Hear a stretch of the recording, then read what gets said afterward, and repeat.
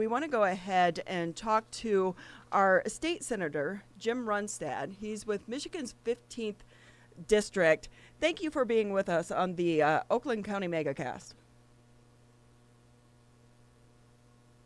Thank you for having me. So tell us again, you're the 15th district. That's the western Oakland County area. What area specifically do you cover? Well, it starts on the east side in West Bloomfield and Novi. And then as you move towards the west, part of Northville, Lyon, South Lyon, Milford, White Lake, Commerce, Walled Lake, Orchard Lake, Wixom, Walled Lake. So it's quite a big area. So that keeps you busy. I have to ask you, what's it like to be in politics during this time? It seems from the outside, as a citizen, it seems so divisive. Is it behind the scenes as well? I think the public gets a misperception of the relationships that very commonly occur in just about any legislature, and that in public, in front of the cameras, there's a lot of partisan haggling, but the relationships among the two parties, in my experience, is very good. You treat people as individuals, and there's people in your side of the aisle that maybe you don't have as great a relationship with, and there's people on the other side of the aisle that you consider a very good friend. So it isn't this divisiveness within chambers that you sometimes see in public. Senator Runstad with us, Michigan's 15th District Senator Jim Runstad. Currently, right now, a lot of issues are being worked on at the state level, including Michigan laws regarding police body cameras. You recently sponsored the latest law that is permitting those body cameras. Can you talk to us a little bit about the history of putting that law together and what this specific legislation covers in terms of body cameras? Sure. I was working on this when I was in the back when I first got elected in 2015, and what I found was that there was many departments that actually had body cameras, but there was no policies or procedures in place as to how you handle this, what can be turned over to the public and what can't. Literally, there was testimony of some departments that would have this very sensitive tape. Sometimes you go into some compromised position. I remember Sheriff Bouchard saying that when he was an officer on the street, that he went in and this lady had slipped off of the toilet and was wedged between the toilet and the wall, and he had to extract her. And he said, if that was captured on body camera, how horrific it would be for her if that was released. And there was a lot of cases like that. In California, there was a blooper show that they were getting actually cameras and doing bloopers of an elderly person slipping and falling and how funny, and they were naked and how funny this all is. It was horrendous. And so there was the concern about when can the body cameras be on, when can they be off, who has access to this information. So we put provisions in place so that these videos have to be secured. Literally, there was a department that just threw these tapes in a box in corridor. People could come by and get them. So it was the wild, wild west. So the bill that I eventually got through, I think it was unanimous, and it said that you have to securely store this. You have to store it for a period of time. I believe we settled on 45 days. If somebody requested a copy, then you had to retain it longer so that they couldn't dump this data and say, oh, we don't know what you're talking about. No, they had to retain it. Then on top of that, it gave people privacy protection that if you are in what's considered a private location, your home, your porch or something where you don't have an expectation that someone's going to burst on you with a camera, that that private information would be kept private if you're not subject to any criminal investigation. The police come up to interview you about something that happened in the neighborhood, and there you are with no clothes on. That thing cannot just willy-nilly be turned over to the public. There's cases we have heard of nosy neighbors that were trying to FOIA anything that went on with their neighbors, and with intrusive body cameras, that could mean all kinds of mischief that could occur. As I recall, we had almost universal support. The Police Officers Association wanted some changes that we simply couldn't make, but they really weren't even that objecting to it. In the final committee meeting, everybody said this is the best possible bill that could come out. So we just spoke with the Keiko Harbor Police Chief, and I know for his department, they don't have them yet. It's a cost issue. Do you believe all departments should have these body cams? And if so, would there be funding to help support that measure? They're accurate in their concern about the cost. These are very costly, not only to equip all of the officers with the camera, but the storage capacity is. So some of the departments, I guess West Bloomfield is looking at adding body cameras on all of their officers, but they've done the analysis and they can afford to make it happen. This leads us to another question I think we're going to get into, is that we're still looking at over $1 billion deficit next year.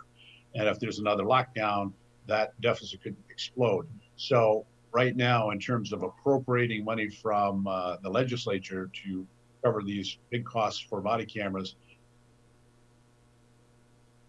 is just not hard. So it's got to be done by a department basis, depending on what they think they can afford.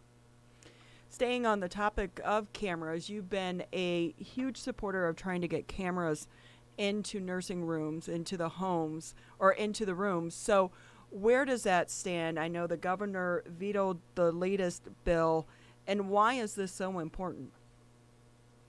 Well, the bill that I have been working on would permit the families to put a camera in the room of their loved one if their loved one wanted it and if the family wanted it.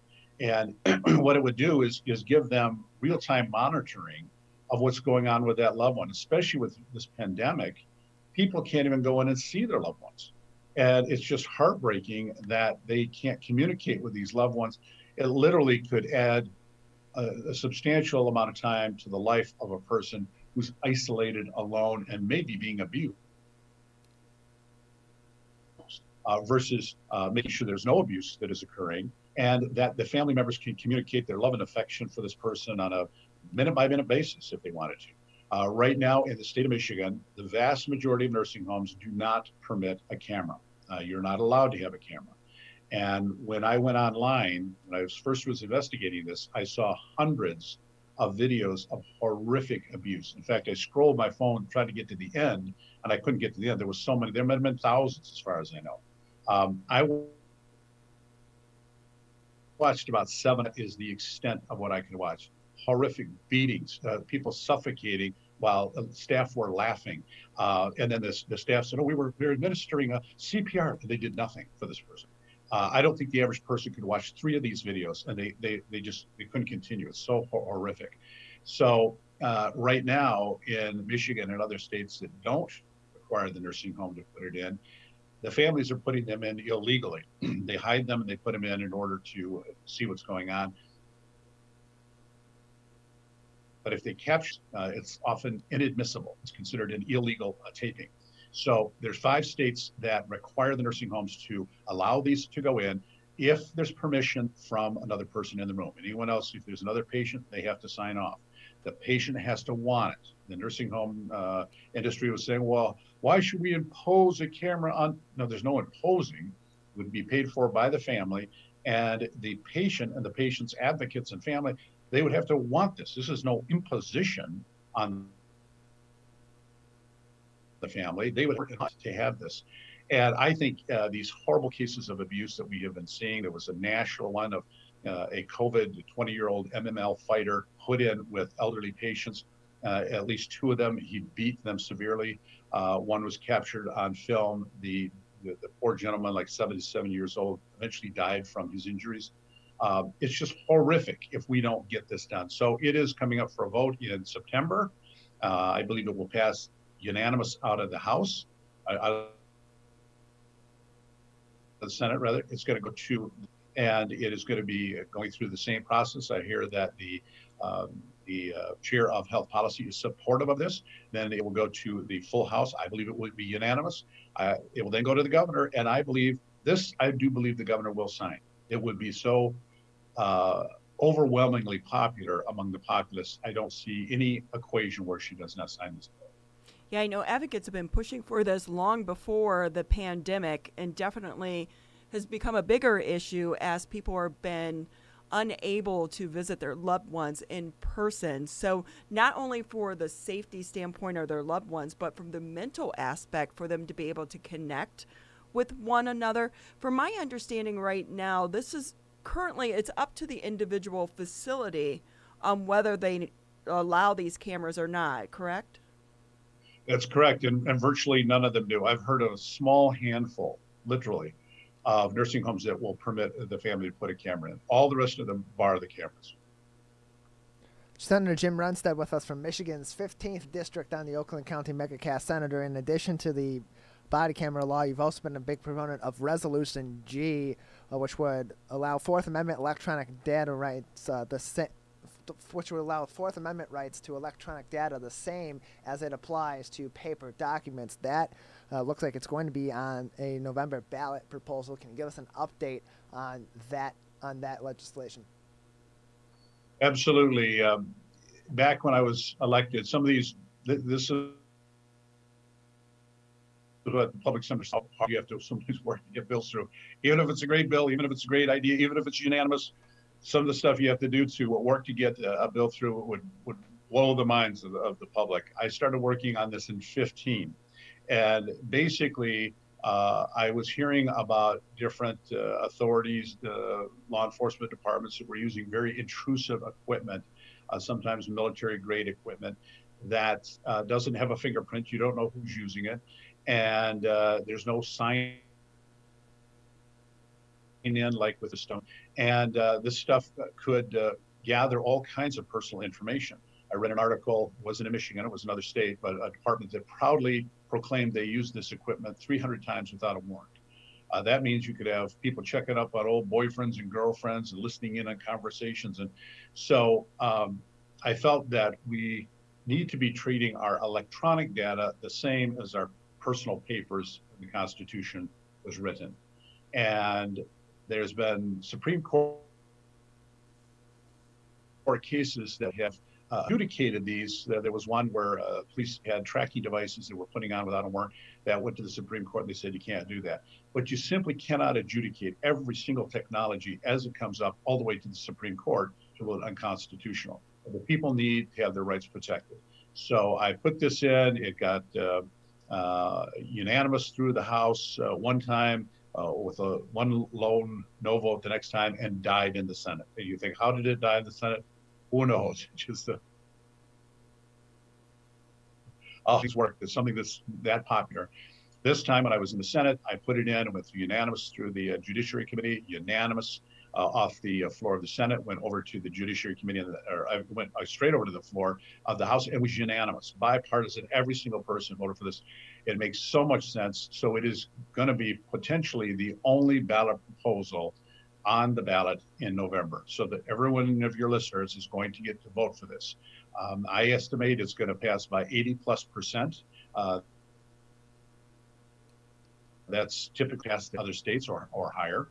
So I'm very excited about this. We're not going to have to worry about some individuals violating our rights, claiming to have the governmental immunity to do that, and then us having to sue them, and just likely not going to make it through the process. Nobody has that kind of money typically. Now their rights are going to be protected. As of November 3rd, from that point on, I believe this is going to be the law, and people's privacy, their personal data, communications are going to be protected.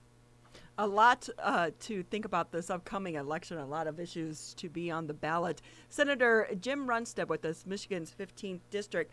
I have to ask, day 3 of the Republican National Convention in the books, your thoughts on how things are going, especially with this hybrid way of doing a convention, partially in person, partially virtual? I think it was well done. I watched the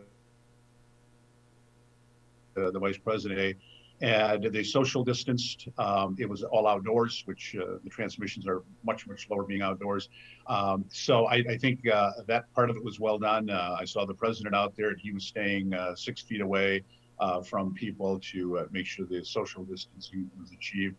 And if you're able to do that safely, it, in my mind, has so much more compelling a feel when you have an audience general response, as opposed to a Zoom where you can't get a feel how people are reacting to what's going on. So I think if you can safely do it, having the participation makes a huge difference. Senator Jim Runestad with us on the Oakland County MegaCast. Senator Jim Runestad, just a couple more minutes with you before we let you go. Anything else that you'd like to talk to your constituents about today, or anything else that we haven't touched on that you'd like to bring to our attention? Yes. I think that there's going to be some of your listeners very aware of this. Michigan is considered the worst state in the nation for dyslexic students. It's a huge percentage of students, up to 20%, and it's typically around 20% of all students have some form of dyslexia. If you have dyslexia, you have a processing issue that is not going to allow you to do reading and a number of other academic activities the way a normal person does. You need a specialized system in order to help you. Most states test the kids right around 4th or 5th grade dyslexia and then do intensive intervention. Michigan does nothing. And it's probably why we're considered the worst in the nation on dyslexia, or one of the worst on early childhood reading, because we aren't looking at this extremely important issue to these children. And these children actually test higher IQ than average if you have dyslexia. So it's not an issue that they can't do the work, they're not getting the help. So we have a package of bills that's bipartisan. It's constantly, this kind of thing runs across the educational establishment that didn't learn how to deal with dyslexic kids. You have to learn to do phonics and how to teach phonics. There's a lot of resistance. They didn't learn it, so they don't want to learn it. They don't want to teach it. But if we don't get a handle on this, Michigan is going to drop further and further and further behind. So I would urge all your listeners to get in touch with their legislators and tell them to advocate for this dyslexia package. It will make a world of difference to the students, the parents, and also to the state of Michigan.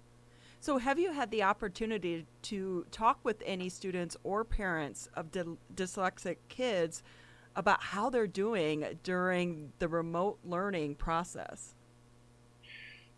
Yes. I'm not going to say the kids, the parents. I've talked to so many parents. I have activists from all over the state that contact me about this issue. And it doesn't matter whether they're from the political spectrum or the left or the right. They love their kids. They know their kids have a problem. They know their kids are not getting any help. So it's extremely difficult if they don't have any help and they're not getting any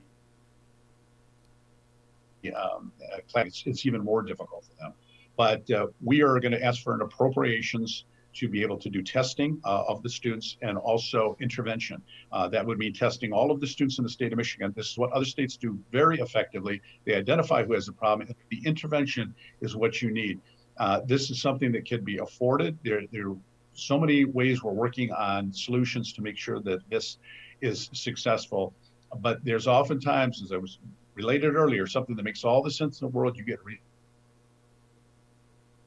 resistance from individuals who just don't want to do the work in essence. So I urge all your listeners that care about this issue, get on the phone and start talking to your legislators and say, this is something that's got to be done for these children in the state of Michigan.